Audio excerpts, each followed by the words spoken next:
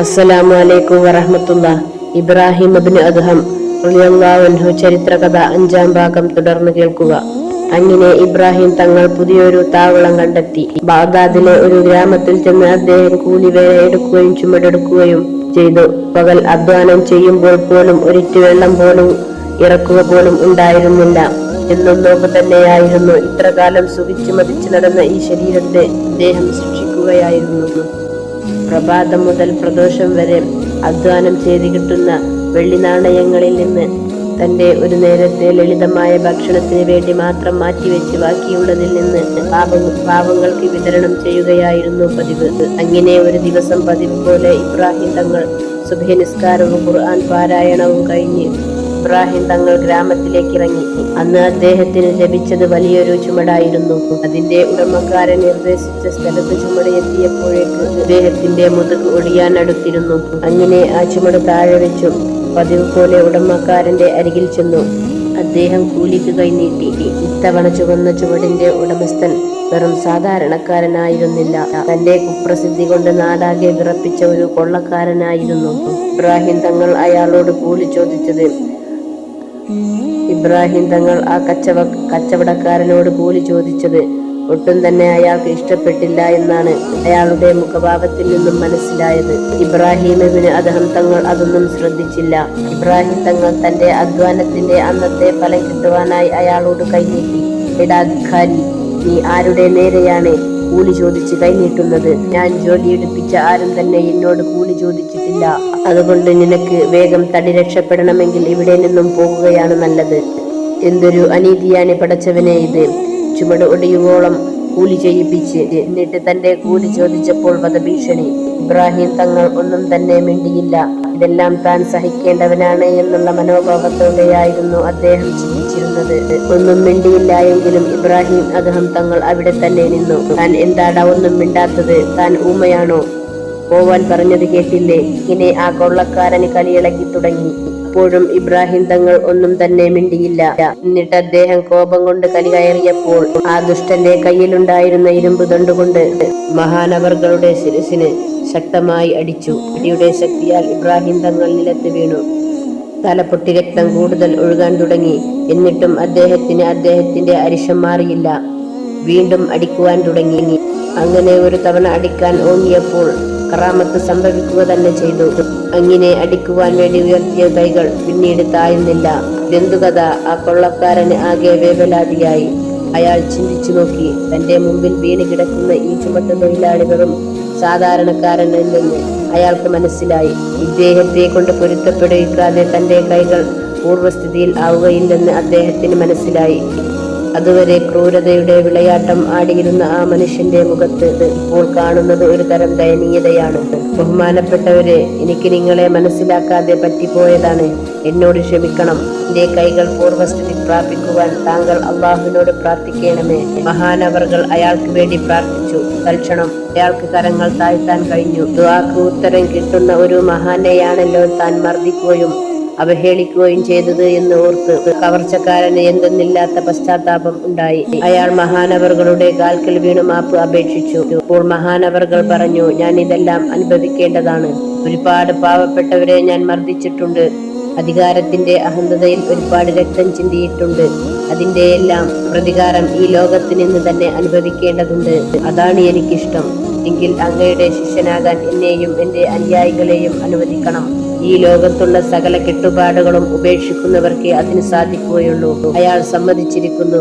ഭൗതികമായ ഒന്നിനോടും തന്നെ എനിക്ക് ഇനി ആസ്തി ഉണ്ടാവില്ല. അങ്ങനെ ആ കവർച്ചക്കാരനെയും തന്റെ ശിഷ്യന്മാരെയും മഹാനവർകൾ തന്റെ ശിഷ്യനായി സ്വീകരിക്കാൻ ചെന്ന് പൊതിരെ തല്ലിയ സംഭവം ഉണ്ടായിട്ടുണ്ട്. ഇബ്രാഹിം ഇബ്നു അദ്ഹം തങ്ങളുടെ കൂടെ ഇപ്പോൾ 30 ശിഷ്യഗണങ്ങളുണ്ട്. ഒരു കാലത്ത് ജനങ്ങളെ കിടികിട വിറപ്പിച്ച കവർച്ചക്കാരനായിരുന്നു അവർ. അവർക്ക് ധനത്തോടും ഐഹിക സുഖത്തോടും ഒട്ടും തന്നെ താല്പര്യമില്ല. അവരെല്ലാവരും തന്നെ അള്ളാഹുവിനെ ഇബാദത്ത് ചെയ്തുകൊണ്ട് ദിനരാത്രങ്ങൾ കഴിച്ചുകൂട്ടി.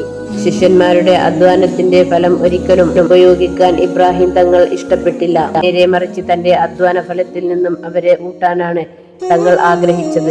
അതിനെതിരെ നിൽക്കുന്നത് അദ്ദേഹം സ്വീകരിച്ചിരുന്നില്ല. തന്റെ ശിഷ്യന്മാരോട് തന്റെ പൂർവ്വകാല കഥകളെല്ലാം പറഞ്ഞു.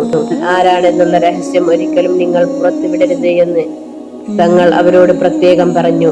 ഗുരുവിന്റെ കാര്യങ്ങൾ അക്ഷരം പ്രതി അനുസരിച്ചുകൊണ്ട് അവർ വളരെയധികം വിനയത്തോടെ ജീവിച്ചു പോന്നു. എന്നാൽ ഈ ജീവിതം ദീർഘകാലം തുടരാൻ അവർക്ക് ആയില്ല. ഇത്രയും വലിയ സുഗന്ധത്തെ കൂടുതൽ കാലം മൂടിവെക്കാൻ സാധിക്കില്ലല്ലോ. അങ്ങനെ ഇബ്രാഹിം തങ്ങളെ അന്വേഷിച്ചു ജനങ്ങൾ വരാൻ തുടങ്ങി. ആദ്യം ചെറിയ സംഘങ്ങൾ മാത്രമാണ് എത്തിയിരുന്നത്. പിന്നെ ജനങ്ങൾ കൂടി തുടങ്ങി. ഏകാന്തത ഇഷ്ടപ്പെടുന്ന ഇബ്രാഹിം തങ്ങൾ പൊറുതിമുട്ടുകയാണ്. ഇവിടെ നിന്ന് രക്ഷപ്പെടണം. അദ്ദേഹം തന്റെ ശിഷ്യഗണങ്ങളെ അരികിൽ വിളിച്ച് ഇപ്രകാരം പറഞ്ഞു. ഏകാന്തതയിൽ ഇരുന്ന് അള്ളാഹുവിനെ ഇബാദത്ത് ചെയ്യുവാനാണ് ഞാൻ ആഗ്രഹിക്കുന്നത്.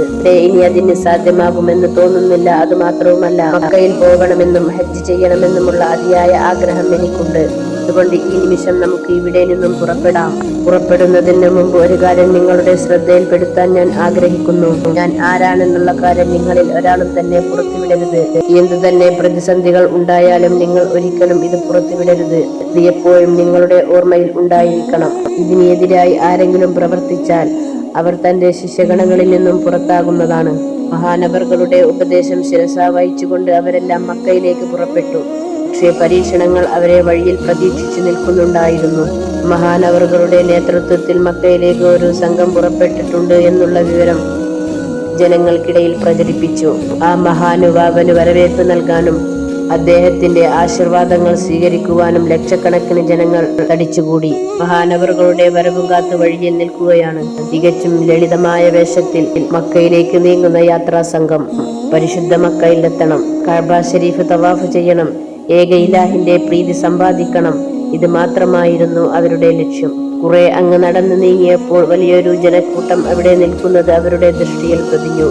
മഹാനവറുകളും കൂട്ടുകാരും അവരുടെ അരികിൽ എത്തി. ആ യാത്രാ സംഘത്തോട് അവിടെ കൂടി നിൽക്കുന്നവരിൽ ഒരാൾ വന്ന് ചോദിച്ചു.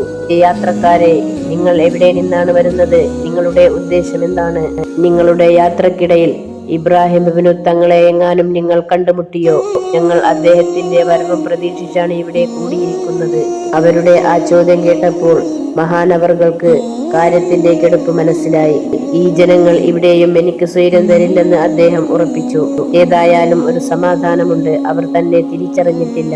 എന്തെങ്കിലും മറുപടി പറഞ്ഞ് ഇവിടെ നിന്ന് രക്ഷപ്പെടുന്നതാണ് നല്ലത്. അങ്ങനെയെല്ലാം ആലോചിച്ചുകൊണ്ട് അദ്ദേഹം അവരോട് പറഞ്ഞു. അല്ലയോ ജനങ്ങളെ, ബൽക്കയിലെ സ്വാർത്ഥമോഹിയായ ഇബ്രാഹിമിനെയാണോ നിങ്ങൾ അന്വേഷിച്ചു കൊണ്ടിരിക്കുന്നത്? ഇത്രയധികം സാമ്രാജ്യമോഹിയായ ഒരു രാജാവിനെ കുറിച്ച് ഞാൻ ഇതുവരെ കേട്ടിട്ടില്ല. ഏതായാലും ആ മഹാപാപിയായ മനുഷ്യനെ സ്വീകരിക്കാൻ ഒരുങ്ങിയ നിങ്ങളുടെ ജീവിതം വളരെ കഷ്ടം തന്നെ. മഹാനവറുകളുടെ അഭിപ്രായം അവിടെ കൂടിയിരുന്നവർക്ക് ഒട്ടും രസിച്ചില്ല. പിന്നെ അവിടെ നടന്നത്, കൂട്ടത്തോടെ അവരെല്ലാവരും അദ്ദേഹത്തോട് പാഞ്ഞെടുത്തു. തുടരെ പ്രഹരങ്ങൾ ആരംഭിച്ചു. അത് തടയാൻ വന്ന ശിഷ്യന്മാർക്കും പൊതിരെ തല്ലുകിട്ടി. ഇത് തന്നെയാണ് നിങ്ങൾ അന്വേഷിച്ചു കൊണ്ടിരിക്കുന്ന ഇബ്രാഹിം ഇബ്നു അദ്ഹം. അദ്ദേഹത്തെയാണോ നിങ്ങൾ ക്രൂരമായി മർദ്ദിക്കുന്നത്? ഇങ്ങനെ പറയുവാൻ അവിടുത്തെ ശിഷ്യന്മാർ മോഹിച്ചു. പക്ഷെ അവരെല്ലാം ഗുരുവിന്റെ താക്കീത് ഓർത്തു. ഏത് പ്രതിസന്ധിയിലും താൻ ആരാണെന്നുള്ള സത്യം നിങ്ങൾ തുറന്നു പറയരുത്. ഇങ്ങനെ ജനങ്ങളിൽ നിന്നുള്ള അതികഠിനമായ പ്രഹരമേറ്റ് അവശനായി ഇബ്രാഹിമും ശിഷ്യഗണങ്ങളും മക്കയിലെത്തി. അവിടെ വെച്ച് അദ്ദേഹത്തെ ചിലർ തിരിച്ചറിഞ്ഞു. നിമിഷങ്ങൾക്കകം ആ കഥ നാടെങ്ങും പരന്നു. മർദ്ദനമേറ്റത് ഇബ്രാഹിം ഇബ്നു അദ്ഹം തങ്ങൾക്ക് തന്നെയാണ്. പിന്നെ അവിടുത്തെ അവസ്ഥ ജനങ്ങൾ എന്തെന്നറിയാതെ ഷോക്കേറ്റ പോലെ നിന്നുപോയി. പലരും വാവിട്ട് കരയുവാൻ തുടങ്ങി. തങ്ങൾ സ്നേഹാദരം കൊണ്ട് പ്രതീക്ഷിച്ചിരുന്ന തങ്ങളെ തന്നെയാണ് ഞങ്ങൾ മർദ്ദിച്ചത് എന്ന് ഓർക്കുമ്പോൾ അതവർക്ക് ഒരിക്കലും സഹിക്കാൻ കഴിഞ്ഞില്ല. പക്ഷേ എന്തു ചെയ്യാം, എല്ലാം സംഭവിച്ചു പോയി. ഇനി ആരോട് പറയാനാണ്? എന്നിട്ട് അവരെല്ലാവരും ഇബ്രാഹിം തങ്ങളുടെ അരികിലേക്ക് ഓടി അദ്ദേഹത്തിന്റെ കാൽക്കൽ വീണുകൊണ്ട് മാപ്പ് പറഞ്ഞുകൊണ്ട് കേണപേക്ഷിക്കുകയാണ്. ഈ കോലാഹലങ്ങളെല്ലാം കണ്ട് ശാന്തനായിരിക്കുകയായിരുന്നു ഇബ്രാഹിം തങ്ങൾ. അപ്പോഴും അദ്ദേഹത്തിന് ഒരു പരാതിയും തന്നെ ഉണ്ടായിരുന്നില്ല. ഇതെല്ലാം ഞാൻ അനുഭവിക്കേണ്ടതാണ് എന്നുള്ള ഉത്തമബോധം അദ്ദേഹത്തിനുണ്ടായിരുന്നു. മഹാനവറുകൾ തന്റെ ചുറ്റും നിന്ന് വിഷമിക്കുന്ന ജനങ്ങളോടായി പറഞ്ഞു. എന്റെ പ്രിയപ്പെട്ട ജനങ്ങളെ, നിങ്ങൾ ചെയ്തതിൽ എനിക്ക് ഒട്ടും തന്നെ പരാതിയില്ല. ഒരുപാട് അഹങ്കരിച്ചതാണ് എന്റെ ഹൃദയം. അത് ഏറ്റവും നിന്ദ്യമായ രീതിയിൽ അവഹേളിക്കപ്പെടണം. ഒരുപാട് പാവപ്പെട്ടവരെ മർദ്ദിക്കുകയും അത് കണ്ട് സായുജ്യമടയുകയും ചെയ്ത് എനിക്ക് അർഹിക്കുന്ന ശിക്ഷ തന്നെയാണ് കിട്ടിയത്. അതുകൊണ്ട് എനിക്ക് നിങ്ങളാരോടും ഒരു പ്രതികാര ചിന്തയുമില്ല. തൽക്കാലം നിങ്ങൾ പിന്തിരിഞ്ഞു പോവണം. ഏകാന്തതയാണ് എനിക്ക് ആവശ്യം. അതെനിക്ക് നൽകുമെങ്കിൽ ഞാൻ വളരെയധികം സന്തോഷവാനാണ്. അങ്ങനെ ഒരിക്കൽ അദ്ദേഹം ഒരു അപരിചിതമായ ഒരു സ്ഥലത്ത് എത്തിച്ചു. രാത്രി അതിന്റെ കരിമ്പടം കൊണ്ട് ഭൂമിയെ പുതപ്പിച്ചിരിക്കുന്നു. തണുപ്പ് അതിന്റെ എല്ലാ ശക്തിയും ഉപയോഗിച്ച് താണ്ഡവമാടാൻ തുടങ്ങി. ഇബ്രാഹിം ഇബ്നു അദ്ഹം തങ്ങൾ ഒറ്റക്കാണ്. അദ്ദേഹത്തെ രാത്രി പാർക്കാൻ ഒരിടം കിട്ടണം. തൊട്ടടുത്തുള്ള ഒരു നിസ്കാരപ്പള്ളിയിൽ അദ്ദേഹം കയറി നിസ്കരിച്ച ശേഷം അവിടെ ഒരു മൂലയിൽ കയറി ഇരിക്കുവാൻ തുടങ്ങി. ഇശാ നിസ്കാരം കഴിഞ്ഞാൽ ആ പള്ളി പൂട്ടിയിട്ട് മുഅദ്ദിനും മറ്റും പുറത്തു പോവുകയാണ് പതിവ്. അപരിചിതരായ മനുഷ്യന്മാരെ ആ പള്ളിയിൽ കിടക്കാൻ ആരും സമ്മതിച്ചിരുന്നില്ല. സമയമായപ്പോൾ ഇബ്രാഹിം തങ്ങളോട് പുറത്തു പോവാൻ മുഅദ്ദിൻ ആവശ്യപ്പെട്ടു. മരം കോച്ചുന്ന തണുപ്പാണ്, ഞാൻ ഇവിടെ കിടന്നുകൊള്ളട്ടെ? അദ്ദേഹം യാചനാപൂർവം അദ്ദേഹത്തോട് ചോദിച്ചു. വേണ്ട, വഴിപോക്കരായ ആരെയും തന്നെ ഇവിടെ കിടത്താറില്ല. വല്ല വസ്തുവും മോഷണം പോയെങ്കിലോ? ഞാൻ മോഷ്ടാവല്ല, പാവപ്പെട്ട ഒരു മുസാഫിറാണ്. ഇന്നൊരു ദിവസം മാത്രം ഇവിടെ കിടന്നുകൊള്ളട്ടെ? ആ പള്ളിയിലെ മുക്രി ആ അപേക്ഷ നിരസിച്ചു. അയാൾ ഇബ്രാഹിം തങ്ങളെ പിടിച്ചു പുറത്തേക്ക് തള്ളി. തള്ളിന്റെ ശക്തിയിൽ എവിടെയൊക്കെയോ തട്ടി രക്തം വരാൻ തുടങ്ങി. വേദനയോടെ ആ കൊടും തണുപ്പത്ത് നിലത്ത് കിടന്നുകൊണ്ട് അദ്ദേഹം ഉറങ്ങുകയാണ്. ആ രാത്രിയെ എന്നെന്നും ഓർമ്മയിൽ തങ്ങുന്ന ഒരു ദിവസമായിട്ടാണ് അദ്ദേഹം ശിഷ്യഗണങ്ങൾക്ക് വിവരിച്ചു കൊടുത്തത്. പിന്നീട് ഒരു സംഭവം കൂടി കേൾക്കാം. സമ്പന്നതയുടെ മടിത്തട്ടിൽ വിലസിയിരുന്ന ഇബ്രാഹിം തങ്ങൾ ഇപ്പോൾ ഏറ്റവും അധികം വെറുക്കുന്നത് സമ്പത്തിനെയാണ്.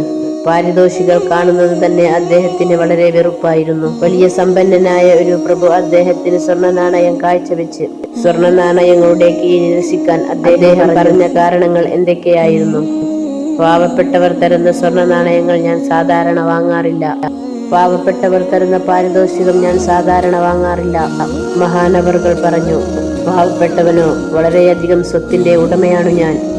പിന്നെ അങ്ങെന്താണ് എന്നെ പാവപ്പെട്ടവൻ എന്ന് വിശേഷിപ്പിക്കുന്നത്? മഹാൻ പറഞ്ഞു, കേവലം നിങ്ങൾ ദരിദ്രൻ തന്നെ അല്ല, ഞാൻ ധനവാനാണ്. താങ്കൾ ഉള്ള സ്വത്തുകൊണ്ട് സംതൃപ്തനാണോ?